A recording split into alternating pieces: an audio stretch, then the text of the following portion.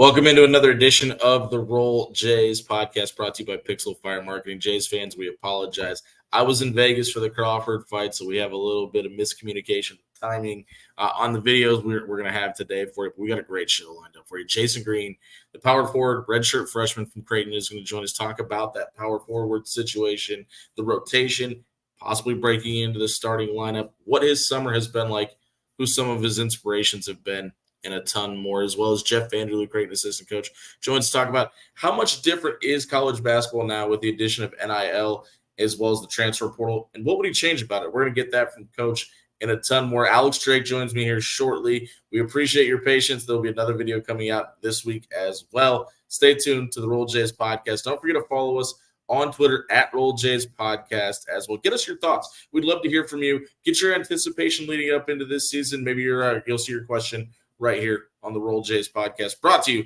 by Pixel Fire Marketing. We'll be right back with Jason Green. Alex Drake joins me, and a ton more here on the show. Thanks for listening.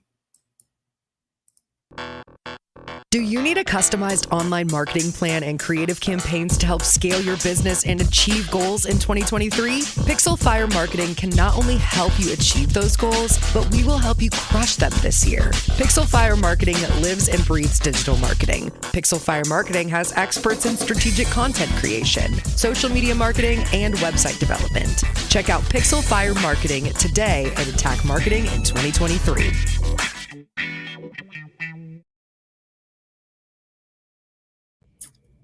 Welcome back into the Roll Jays podcast, brought to you by Pixel Fire Marketing. We're now joined by Creighton assistant coach, Coach Jeff Vanderloo. Coach Lou, thank you very much for being here again this week during a very busy summer for you guys. Yeah, it's certainly been busy and ramps up next week. Start practicing again on Sunday and roll it right into the Bahamas. When you guys leave for the Bahamas, is there a certain itinerary you guys follow when you get on and off the plane, or is it a matter of let's get there, let's get comfortable, and then we'll worry about a schedule after that?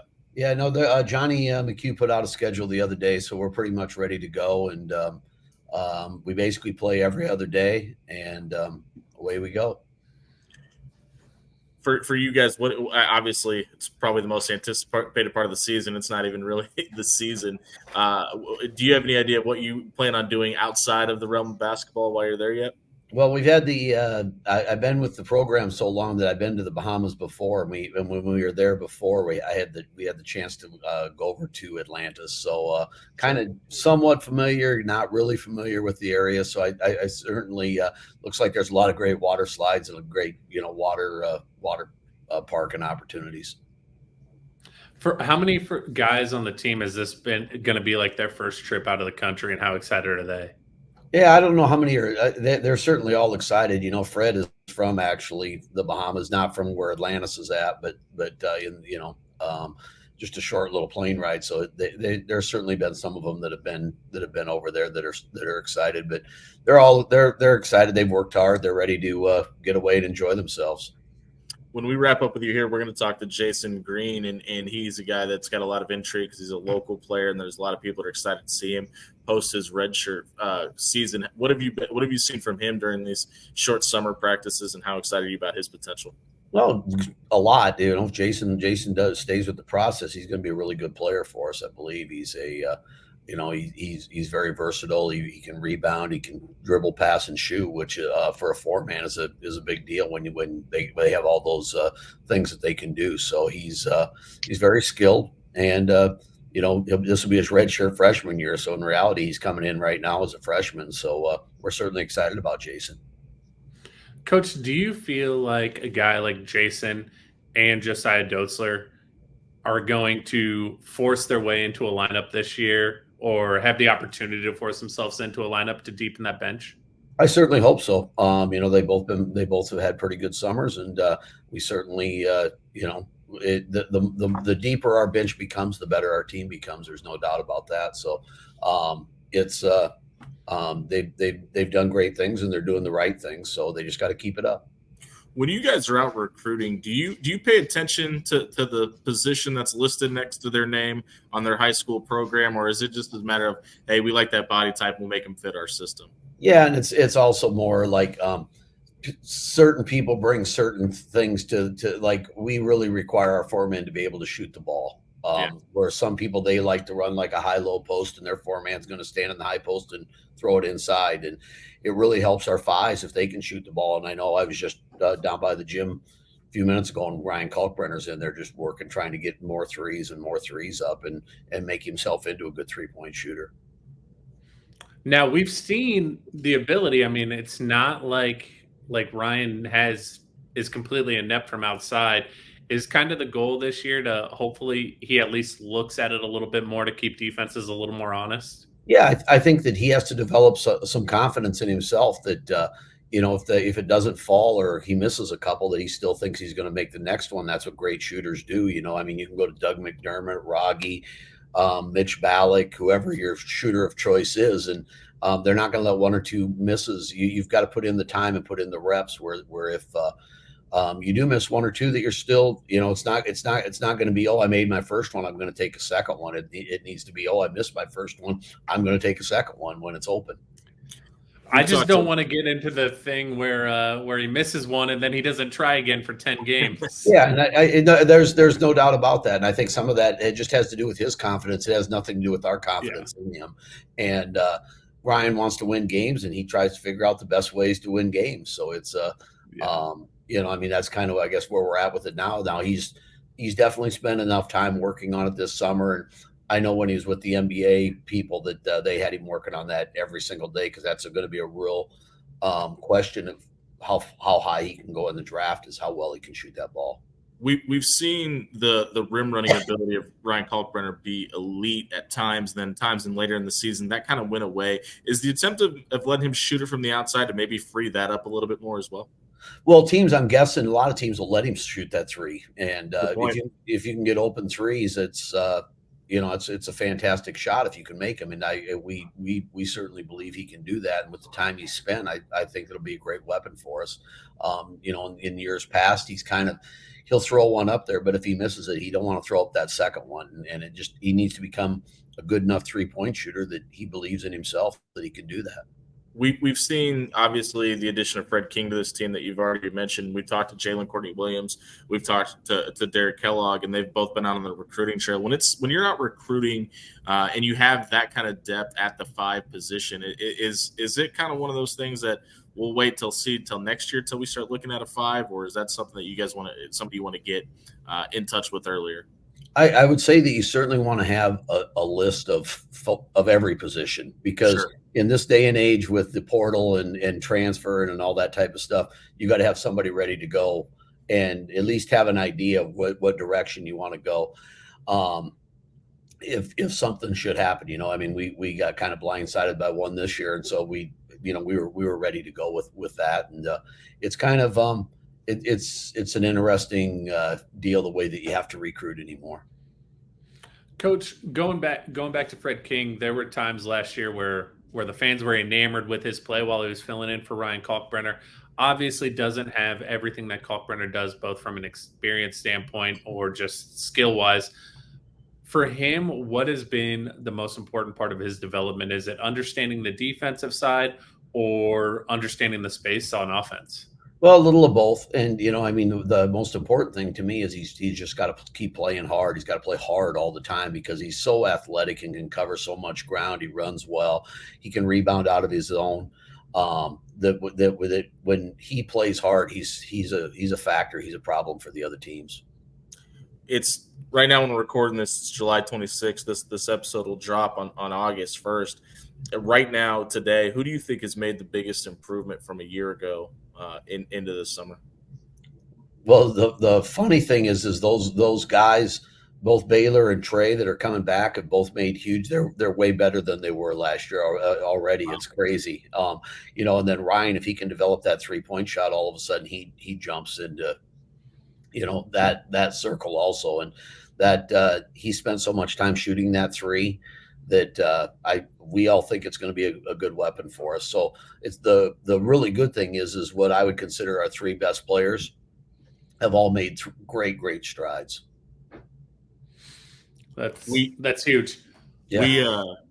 We obviously have a long ways before basketball gets here. You guys as a coaching staff have obviously made an intense effort to add depth to the bench this year. I mean, obviously we see the bodies and the names that are there. At this point in the season, do you feel like the depth that you've tried to acquire is going to be there when the season tips off? Well, we certainly hope so. Francisco's probably playing with as much confidence as I've seen him play with since he got here. So I know last year he kind of got off on wasn't making shots right away, and then everybody kind of he's making shots right now. And he definitely understands the system. He's playing with just so much more of a free that he understands things, I think. And last year he was probably trying to think through all of that. Coach, I have an opinion here, and I'll share it. And I just want to kind of get your opinion back on it. In the transfer world, do you think it's easier for a guy who's going to come in and be the guy like a Marcus Foster or a Maurice Watson over a guy like Francisco Farabello, who's going to be fighting for minutes and reps? Yeah, it's probably easier for those scorers as they know what their role is and stuff when they come in, and those other guys, it's a hard deal. You got to figure out your role, figure out where you fit, things like that. And I mean, kids all have the internet just like we do. So in order to get kids to come, they're looking, going, am I going to get to play? Oh, you guys got all your guards back. It's probably not a great spot for me. And so that's a real process anymore in the recruiting battle. I mean, the answer is usually pretty obvious for most, but I mean, do you prefer this version of college basketball where the transfer portal is what it is, or are you still a little bit old school and like the way it used to be played? Well, I'm really old, and I'm really old school. So, yeah, I guess the old way to me was a much better way. But I guess the best way to say it is it's not going to change. It's not going to go back. So if you don't want to jump on board and take advantage of the way the rules are and the way things are now, you're going to get left behind. So you can like the old way all you want. That's not the way it is. So you need to jump on board and make it happen. What does the wardrobe look like for Atlantis? Johnny said we were going to wear t-shirt or shirts, just like a golf polo and shorts. So okay. That's fine. That's fine with me. Hopefully I can wear my Birkenstocks. There you go. Hey, Coach, we asked Coach Courtney Williams this a couple weeks ago and Coach Kellogg. Going into some of the new rules, specifically, we talked with Coach Kellogg about the 4-year travel rule. With the advancement and the way things have changed, are there any rules that you kind of think are hanging things up, or could, if they were changed, could help things for you guys a little bit more? I don't know. I mean, I mean, my own belief is if they don't do something about the NIL or the way it is, that it's going to get way out of hand. And I think the rich are going to get richer, and the poor are going to get left behind because they can't keep up. And everybody's going to be in plucking everybody's players, which is not the way that all of this was meant to be. But so I mean, it'd be nice if they could get that under control. I guess they're going to let the players wear any number they want, so that'll be interesting this year. Sure. If instead of no more divisible by 5. Yeah, exactly. If an 18-year-old Jeff Vanderloo is walking into Creighton and needs a jersey, what number are you going with? Well, I've seen a lot of good things happen with number 3, so I'd probably go right there with that one, huh? Coach, sure that one's retired at this point, isn't it? Yeah, then we probably have to go 7. Coach, we appreciate your time. Have fun at Atlantis. We'll catch up with you after you get back close to the season. All right, appreciate you guys. Creighton assistant coach Jeff Vanderloo joining us here on the Roll Jays podcast. We'll be right back with Creighton player Jason Green, the 4-man, coming off redshirt year. We'll get his thoughts on how his summer's gone and a whole lot more here on the Roll Jays podcast.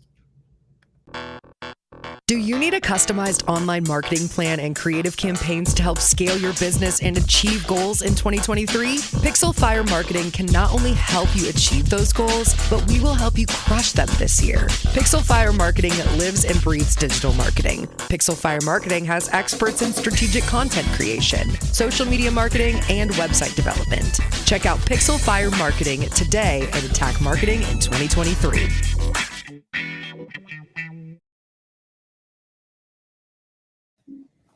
Episode 10 of the Roll Jays podcast rolls on. We're joined by one of the most intriguing stories of this upcoming season, and Jason Green, who redshirted a year ago. Obviously, Jason, you're an Omaha product. You chose the Blue Jays. Why was the right decision to redshirt last year? I think for me, the right decision was to redshirt just because of how my body was built at the time. I don't think I was quite fast enough or strong enough to be competing in the Big East at that time. But after that redshirt year, I think that like I've put on like a little bit of weight, and I've definitely got a lot faster and stronger. So like after last year, I think I'm definitely ready for this year. Just the physicality and the speed of the game. I think I'm good now. Jason, coming from a very successful program during your time there at Millard North under Coach Cannon, what was the hardest part during your transition last year to Creighton? I think the hardest part for me was definitely the speed of the game because, playing in high school is one thing, but then jumping straight into Division One, like high level college basketball, is a completely different thing. So I think that's the biggest thing that shocked me. But it took like a little bit of adjusting. But after I got in the weight room a bunch with Coach Jeremy, all the other players, it definitely helped me a lot just to get back up to speed with how things were going. So. We've talked to Coach Murfeld. He said that one of the biggest struggles for a player coming into Creighton, whether it be a 4-year guy coming through the portal or somebody coming in straight out of high school, is learning the spacing and the pacing of this offense. Was that the biggest struggle for you? That was a pretty big struggle for me, but my high school team was kind of similar to this team, and same with my AAU team. We like to space the floor and play pretty fast. So that was also like another big reason why I came here, just because of the play style. So I think I was already pretty accustomed to it, like just with the general moving and things like that. But there was definitely a little bit of a learning curve when it came to like exactly how to move and just how to fit in with everybody else. But it wasn't too bad. So where we're at today, Jason Green today, what is he saying to Jason Green walking onto campus last year to help him catch up faster? I think if I could tell myself one thing last year, it would just be to keep grinding, because obviously last year I wasn't quite as fast or quite as strong, so it's kind of hard to just like to stay in, like to stay bought in, because it was just so tough every single day. But like the player that I am now would not be as good as I could have been if, hold on, I need to rephrase that. So I couldn't have become the player I am now if I wouldn't have put all the work in that I did last year, because like the only thing that it is work. Is if you put the work in, you're going to see the results. So just keep What grinding. part of your game would you say has improved the most You're since you left high school? I think the part of the game that improved for me the most was definitely on the defensive end, just because of my redshirt year. Like I'm so much quicker, so much stronger. I feel like I can guard 1 through 5, like all the positions. I feel like just because of how my speed and agility has increased. So I think the biggest part of my game that has improved since last year is definitely my defense. Well, you're in an interesting position because there is that 4 spot that's open, and that's where you're kind of slated to play. How much are you looking forward to getting some playing time this year? I'm looking forward to it a lot, just because last year I obviously didn't get to play, so I haven't really played in a true game in a little over a year. So I'm really looking forward to just getting on the court and just showing everybody what I can do. Who are some of the guys on the team that have kind of helped you grow over the last year, and who are you excited to play with? I think the one that helped me grow the most on the team since last year was definitely Arthur Kaluma, just because he was in the same position as I was, and he'd already been through it a year, and he's obviously a really good player too. So I think he's the one that just gave me the most advice and guidance throughout last year, and that helped me become the player that I am today. He's obviously on his way to Kansas State. Are you guys staying in touch? Yeah, we stay in touch a little bit. I still talk to him about how he's doing, how I'm doing, how things are going. Fantastic. Jason, how much trash talk is there in practice between you and the other guys you're fighting for that 4 spot with? To be honest, it's not like a ton of trash talk. We like all of us know like what we're battling for and what goes into it. So we kind of all just like do what we have to do just to like make ourselves be seen, I guess, to make ourselves like show that we could take the position. It's not too much like trash talk. I have a guess of who it may be, but who would you say is the best trash talker on the entire team? I would say it's Trey Alexander. That was going to be my guess. Has it been Trey the entire time you're there? What was that? Has it been Trey the entire time you've been there? I think last year was probably Arthur, to be honest. 'Cause I can imagine those two in practice probably get into it a little bit. Yeah, they chirp a lot. They do. That's not really your game. You're kind of more of a silent leader and kind of lead by example. If obviously you've got a couple new guys and young guys coming in this year, how much do you worry about your role as a leader, or is that something you're going to focus on down the road? That's something that is going to be a constant developing thing for me because last year being a freshman, I didn't really take too much of a leader role, but as the years continue to grow, I'll continue to step up towards that role because I've obviously been through what the freshmen are going through right now. So if they ever need any advice or anything, I'll be there to just help guide them through it, things like that. Who were is out of the newcomers? Is there? Sorry, go ahead, Jimmy. Okay, we've talked about the players on the team. Who are some of the coaches that you've enjoyed working with, and who's maybe working with you a little more hands on than the rest of the guys? Mm-hmm. Well, to be honest, it's not really one coach in specific. It's mostly all of them because they all have their own fields. They're all good at a lot of different things, but it's not really one coach in specific that I've really been working with. But if I had to pick one, I'd say it's Coach Jalen because he's helped me just get through a couple things, and he's taught me a lot of things since I've been here. And also, I'm good friends with his younger brother, so that's also another thing. I've been over to his house a couple times just to We had him on a few weeks ago, and you were one of the guys that he specifically brought up when we asked him who was improved the most. He said that you stood out. So I was going to be a little surprised if you didn't reference him because he had nothing but great things to say about you as well. Yeah, no doubt about that. Jason, are there any of the new guys that you're kind of taking under your wing to help get them caught up to speed? I'll say the main one that I've took under my wing a little bit is Isaac, just because I've played on the same team as him back in the AAU season, and it's kind of hard just to learn this offense, being a new guy here, especially if you're going to be one of the ones that plays right away. So I've just been trying to help him get accustomed to the offense, just things that he should know when to do and why he's doing them and things like that. Just if he has any questions, and I'm always there because we obviously play the same position. So. Jason Green, redshirt power forward at Creighton, joins us here on the Roll Jays podcast, brought to you by Pixel Fire Marketing. I can't help but ask, where in the building are you at right now? We're in the study center. Oh, okay. Yeah. It kind of looked like a closet with a blue brick wall, so I was a little confused. Yeah, no, looks like my high school training room. Yeah. As far as goals for you this season, what goals have you set for yourself? The main goal that I've set for myself is to just be one of the guys that's always going to be on the court. I want to just get my playing time. I want to be able to make a difference on the court, no matter what it is, even if it's just on the defensive end or just on the glass or something, whatever it is. I just want to be able to make a difference on the court this year. That'll be a big step up from last year. Jason, obviously redshirted last year. If you hadn't redshirted, what skill set do you think that you would have brought to the court and that you plan on bringing to the court this year that may have been missing a little bit here and there? I think that the main thing that I would bring to the court is just some tenacity and just a dog mindset, because for me, I think for me to be able to get on the court, I'll just have to play with the mindset that I'm never going to get tired. I'm going to get every rebound. I'm going to go for every loose ball, just things like that. I think those were maybe some of the things that were missing a little bit, but I think that just being a dog is what I'm gonna be there for, just getting everything. We'll wrap you up and get you out of here on this one. Obviously, the big ticket item is you guys are getting ready to head to the Bahamas. What are you most excited for about that? I mean, I'm excited about everything, to be honest. It's going to be a nice little vacation trip. I'm going to be able to see what I can do on the court, get to play with some of the guys that I didn't get to play with as much last year, just because I redshirted. But to be honest, the whole experience, I'm just looking forward to everything that's going to come.